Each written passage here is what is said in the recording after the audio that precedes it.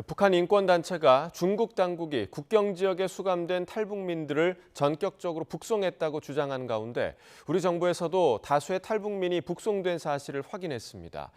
중국 정부는 이에 대한 우리 정부의 사실 확인 요청을 거부하고 있는데 강제 북송을 막을 해법은 없는지 최두희 기자가 살펴봤습니다. 한 북한 인권단체가 항저우 아시안게임이 끝난 뒤인 지난 9일 저녁 중국 당국이 탈북민 수백 명을 기습적으로 강제 북송했다는 주장을 내놨습니다. 북송된 탈북민은 여성이 대부분으로 북한과 중국 당국자 간 협력에 따른 계획된 북송이라는 겁니다. 우리 정부도 탈북민들이 북한으로 송환된 사실 일부를 확인하며 중국 측에 유감을 표했습니다. 다수의 북한 주민이 중국 동북 삼성 지역에서 북한으로 송환된 것은 사실인 것으로 보이며 그중 탈북민, 환자, 범죄자 등 누가 얼마나 포함되었는지는 정확히 확인할 수 없습니다.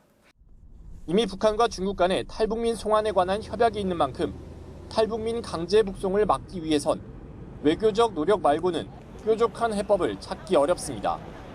외교적 노력을 통해 중국 당국이 탈북민 단속의 강약을 조절하고 탈북을 사실상 묵인하도록 하는 협조를 기대하는 게 최선입니다.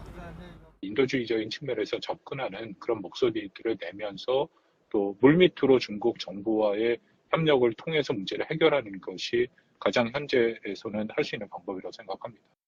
국제사회와 공조해 탈북민 강제 북송을 막기 위한 여론전도 필요해 보입니다. 장기적 관점에선 북한의 인권 실태를 조사하는 북한인권재단이 하루속히 들어서야 한다는 주장도 나옵니다.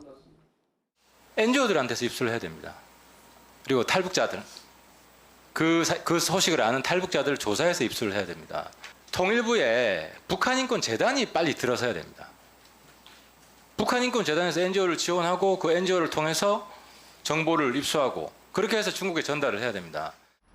이런 가운데 중국 정부는 중국엔 탈북자라는 말이 존재하지 않는다며 우리 정부의 사실 확인 요청을 거부하고 있는 상황.